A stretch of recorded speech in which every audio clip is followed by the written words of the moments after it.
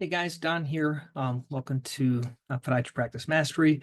I'm going to go over kind of what are the key areas of progress in our clinic for 2024. So recently I was doing a little trip here with the family, and we had a little bit of extra time, and I actually got this idea from someone else I like to follow. So if you'd like to kind of follow who I follow Alex Hemosi is his name, and he does a little retrospective thing about how his practice or how his business has grown, and that's what I'm going to hope to bring to you.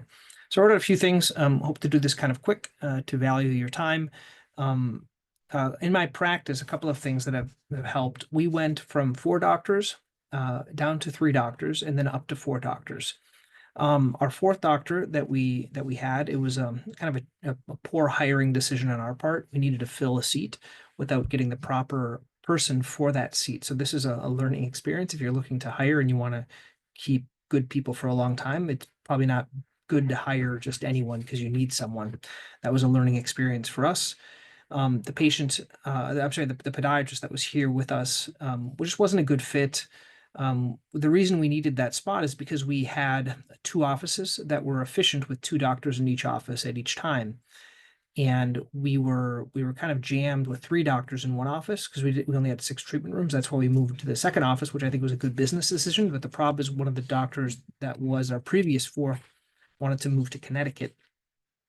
So it just didn't fit. So we filled the spot. If I could do it over again, we would either hire someone else temporarily that was maybe had a different skill set, or just not hiring anyone and just wait for this resident that we currently have, that finished residency, to join us. So that was a kind of one of the first kind of business experience things. Second one is we switched our website from Patient Pop to Kajabi. The rationale is Patient Pop had a template website. We didn't own it. They made it. It was really good at getting online reviews. That was really the big benefit to it. And it had kind of a scheduling thing through it, which was good. We moved it over to Kajabi. The main reason, because I'm already paying for Kajabi, I had another domain, drpelto.com, and I was kind of competing with our own website. So I just switched the domain over to Central Mass Podiatry. And then I also have another one where I put Podiatry Practice Mastery on this Kajabi. The benefit to Kajabi is it's a membership site where we have a big email list of about 16,000 patients. And for pretty much anywhere else you put that list, it's going to cost you more than Kajabi costs per month. So Kajabi ends up being about 300 per month for both websites, and it has all of that space on there. So that's why we did that. It's going to save us a little bit of money, but I think it's going to be better. So what we did is because we own it, we have the big list, and then I used a virtual assistant to transition that over for me. If you want to know who I use, just let me know. Send me an email. If you actually anything you guys are interested in, let me know. Shoot me an email down at podiatrypracticemastery.com.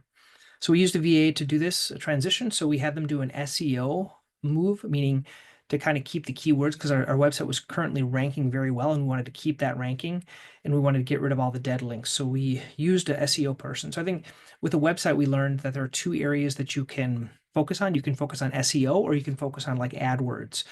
So the benefit to AdWords is you get views, but the problem is it doesn't really do good long term, because when you turn off, you don't get the ranking. So we decided to do it more with we transitioned with SEO, focusing more on that, which will get us the rankings up. And then we're going to have them make some content rich blogs. So I was making blogs. I am making blogs. I have a newsletter that I do once a week. But what I found with the newsletter, it didn't really get such high rankings, you could do blog for specific rankings. That's what we're going to do. Another big switch for us is we decided to switch from Athena, which we were on, I think probably about 7 years, over to ModMed. And that was a big switch. It's a hard, painful switch. So the website was painful for like a day or two till the switch was made, and it seems to be working fine. We haven't really seen any drop in anything. And I guess one of the main reasons is because we switched to a new site that's called Swell, which is a way we get online reviews now. And our reviews actually went up quite a bit. So if you can look up Swell, it works very well for that. It's an automated system similar to the one we had on Patient Pop. But with switching to ModMed, we have not done that. So I will tell you this in the next report, probably the 2025 report, how that went. Because I remember when we switched to Athena, it was a challenge. And I'll probably make documentation to explain how it went. All of my EMR resources I'm going to use and just copy over the templates. But what was the main decision? The decision is I made this calculation worksheet. And if you want this, let me know. But it basically, in this calculation worksheet, it showed like how much we were paying with Athena, how much we were earning, and what that would go down with each different vendor we were looking at. We looked at Athena. We looked at ModMed. We looked at a couple of other practice management ones, and we chose ModMed. For us, the problem is as we grew with an office, when we had 2 doctors, it was fine. 3 doctors, it was okay. But as we got up to 4, and as we have more cash payment, it became quite expensive, on the tune of about $70,000 more for Athena and with each doctor. So I could see if you had 3 doctors or 2 doctors, it might be fine. It's an expensive system. But as we have more cash, the benefit for ModMed is they don't take a cash component. So they charge for the EMR, and then they take a percentage of what they bill. Athena, they take a percentage of everything. And even though we had a very good percentage, we were scared to lose that percentage, but we have a very high cash practice. And so that was kind of one of the challenges that we've been kind of working on. Okay. So we did do that. I'll tell you kind of how it goes when we're switching, and I'm hoping this will see the benefit at the end of the year in us. My fourth thing, kind of key progress, is Murali, my scribe, has helped me even more. I feel like I really couldn't even practice without him. I'm the only one. Now, my other colleagues aren't interested right now because they don't want to pay what it costs for him. It's basically $15 an hour, so it ends up being about $30,000 to $35,000 a year for my scribe. But like, my life is so much better. He's just doing more and more as he gets more and more trained. My notes are better than they were. Even my colleagues mentioned that my notes are better than they were by myself. He does a lot of other things, sends out patient education information, does orders, MRI orders, antibiotic orders, physical therapy orders, all these things that you would typically do in the treatment room. And he reminds me of things as well. Like, he reminds me of when they need diabetic foot exams, or when they need ABIs, or when they need all these other things. So the nice thing is I can just be present, and I can help, and I can do the things that I like. And he kind of does everything else for me. Another kind of key progress is I feel like I am at capacity now. So what I consider capacity is there's really no openings every day for all the doctors. There's a new doctor that started, so he does have some openings, but all of us are kind of at capacity. So we're filled up, which is a good thing. So what do you do when you're at capacity? You raise prices. Okay.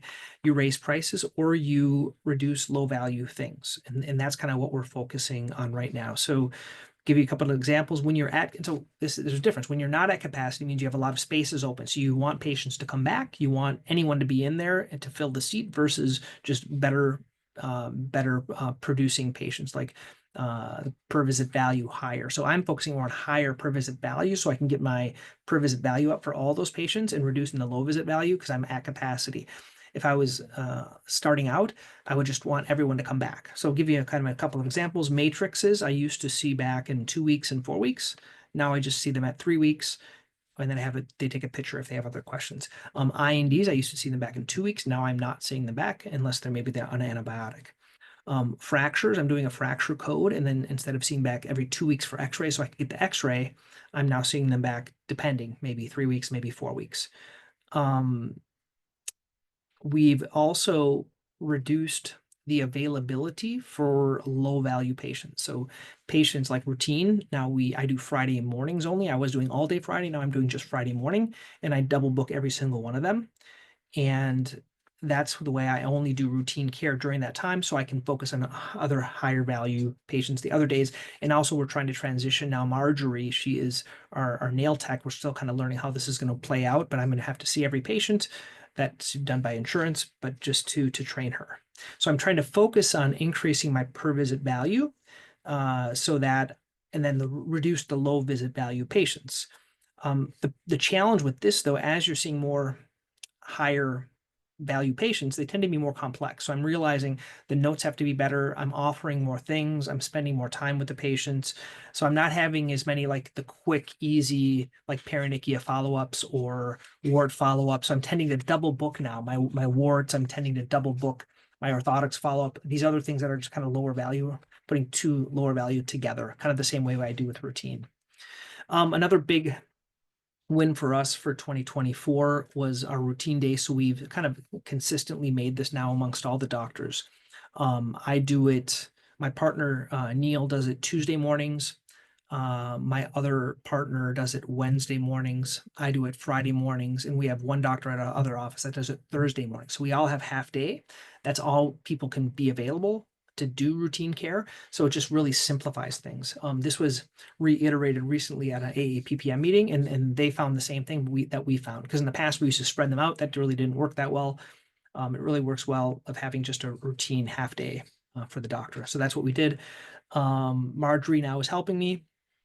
What we realized is a nail tech, they tend to be slow in the morning, and she had time. And because of that, she really appreciated being here.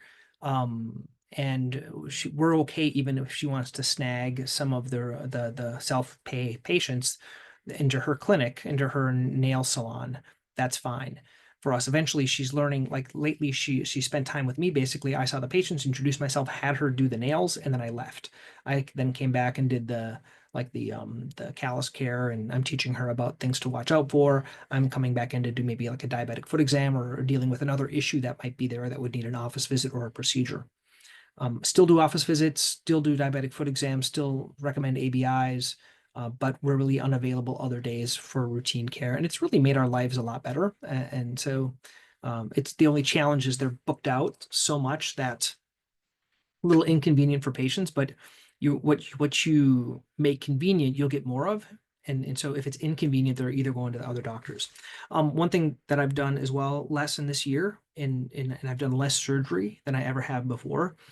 In my opinion, for where I do surgery, I do it at the hospital with residents. So I like the aspect of teaching, but I don't like the aspect, once again, if I'm trying to optimize for high per visit value for patients, it's not a very high per visit value because of the post-op and also for the time that I'm wasting in the hospital. So I've heard of a lot of other techniques, like some patients, some doctors, they only do it at like 7 in the morning and do one case. That would make sense before your day. It would make sense if you did it at a surgery center where you could do a whole bunch of cases in your office cases. Those are things. But for us, I do it either at the hospital or the surgery center. I have block time at the hospital that I have to use. So I'm kind of stuck there and they're just not very efficient. So maybe I can do 3 or 4 cases. And so that's what we've done. So what I've gotten better at, which I want to be very clear, is kind of uncomfortable because we are trained to kind of do everything and we should do everything, or well, that's how we're trained with a 3-year residency, and that's what we're training the residents for. But what I've found is I've get better at saying, I'm not available, or maybe these other doctors would be better at these procedures, because I do think they are, like some of these midfoot fusions, Lapidus, things like that, they are better. And I'm referring them to some of the other doctors that are here that like to do them more, and they may have more surgical time. And so that took me practice to kind of give those away, or to learn how to explain that to patients where I felt comfortable. And they're actually, I've had multiple patients thank me. They say, thank you for being so honest. I kind of work them up. In the argument with my other, not argument, but the complaint of my colleagues is that I'm making all the revenue on that patient, x-rays, ultrasound, shockwave, work them all up, and then I send them there just for the surgery. But it's good for their boards, good for other things. I'm getting better at being confident doing that. And then in the next year, I have 6 days. So I have 6 surgical days, so that every other month I'm going to do 1 day.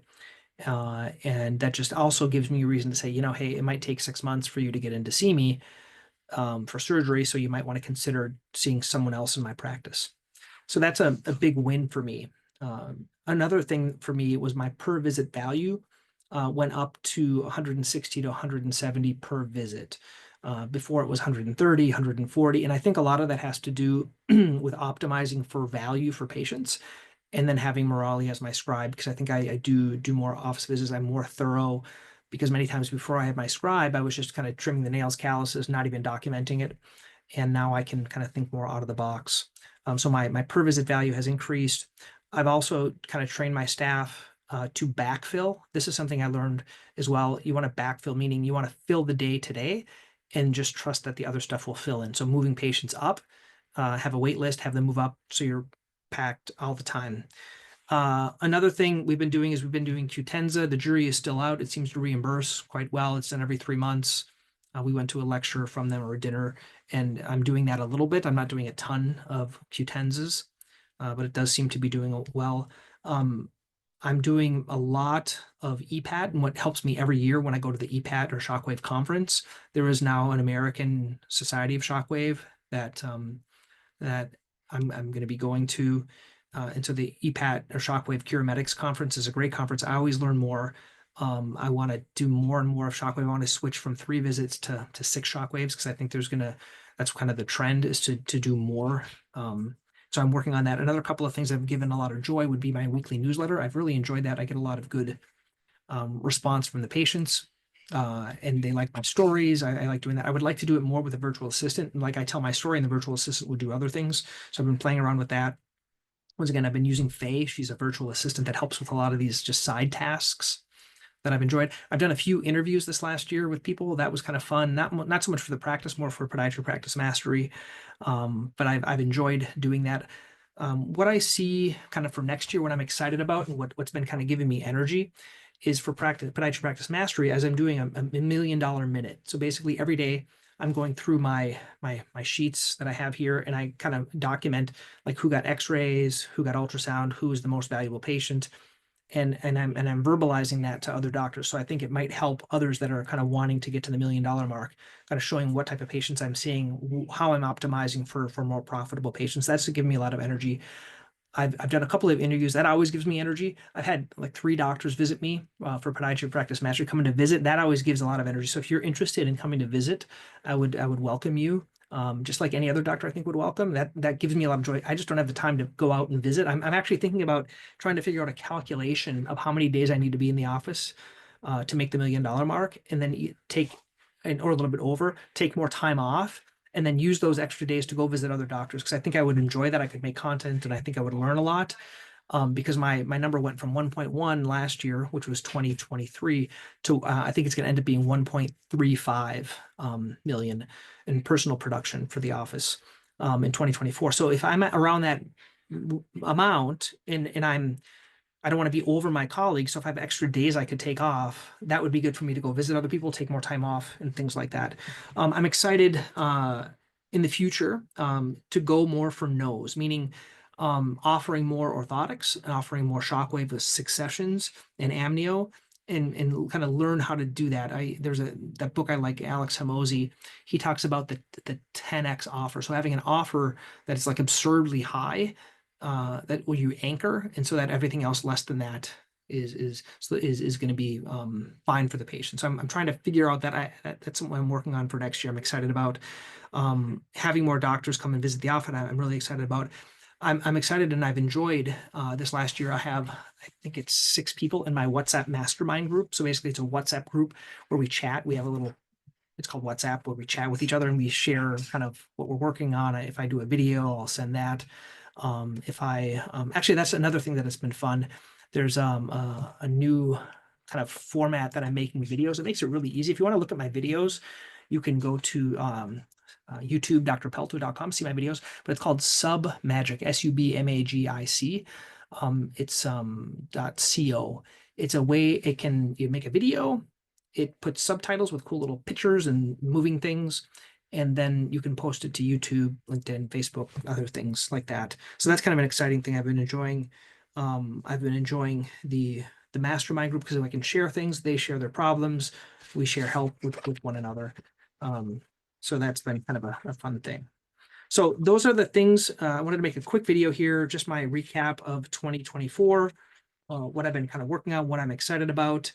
And I would love to hear back if you like these videos, if you like these audios, if you're listening to audio, please like this podcast, share it with other colleagues. If you found it beneficial, if you're getting something, send me an email, don@podiatrypracticemastery.com. Let me know what you're learning so I can give you more of that. So I know kind of what you're enjoying. And also extending, once again, if you want to come visit the office, I'd be honored to have you here. Happy to share everything like I share everything here.